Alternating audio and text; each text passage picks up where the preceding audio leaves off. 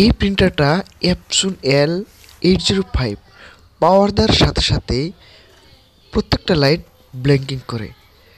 Just দেখবেন একবার wifi light জ্বলার সাথে সাথেই প্রত্যেকটা লাইট ব্লিঙ্কিং করে। এই প্রবলেমে প্রিন্টারের কোনো সারা শব্দ নাই, আপনার পাওয়ার দেওয়ার সাথে সাথেই লাইট ব্লিঙ্কিং করে। আর যেটা হেড দেখতে পাচ্ছেন, হেডটা কোনো মুভিং করে না, যেখানকার হেড সেখানে পড়ে থাকে। আমি প্রিন্টারটা অফ করে আবার অন করে দেখাই, হেডটা আপনার একটুকু মুভিং করবে না। দেখতে পাচ্ছেন যেখানকার হেড সেখানেই পড়ে থাকে।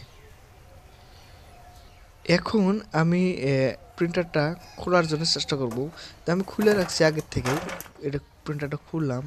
আর এখানে আমি লক্ষ্য করলাম কোনো জায়গায় কোনো একটি প্রবলেম দেখা যায় কি না।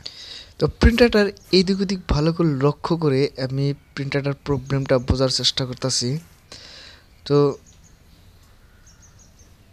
দেখুন কি সমস্যা রয়েছে। তো এইদিকে একটি লক্ষ্য করলে দেখা যায় যে এই প্লাস্টিকটা সাধারণত কাইটা রয়েছে।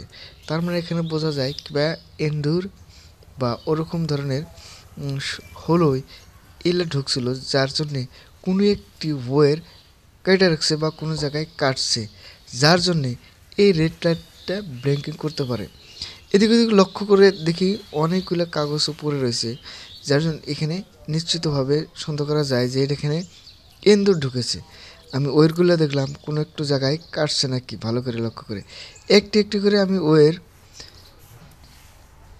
দেখতেছি যে কোনো একটি জায়গায় এন্দুরে এই ওয়েরগুলো কাটছে নাকি, তো যার জন্যেও হতে পারে এই রেড লাইটটা ব্লিঙ্কিং করে। তো এইখানে আমি কিন্তু একটা আমার চোখে লক্ষ্য করলাম যে এই মোটরের একটি ওয়্যার এখানে কাটা দেখা যায়, যেটা নিশ্চিতভাবে দেখা যায় যে এন্দুরেই এটা কাটছে, এই ওয়্যারটা এখানে কাটছে।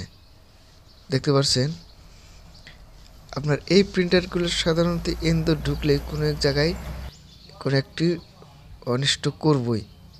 তো এই দেখতে পাচ্ছেন এই ওয়েটটা কাটার জন্যই আপনার হয়তো প্রিন্টারটা হেডটা মুভিং করতেছে না, আর এই রেড লাইটটা ব্লিঙ্কিং করতেছে।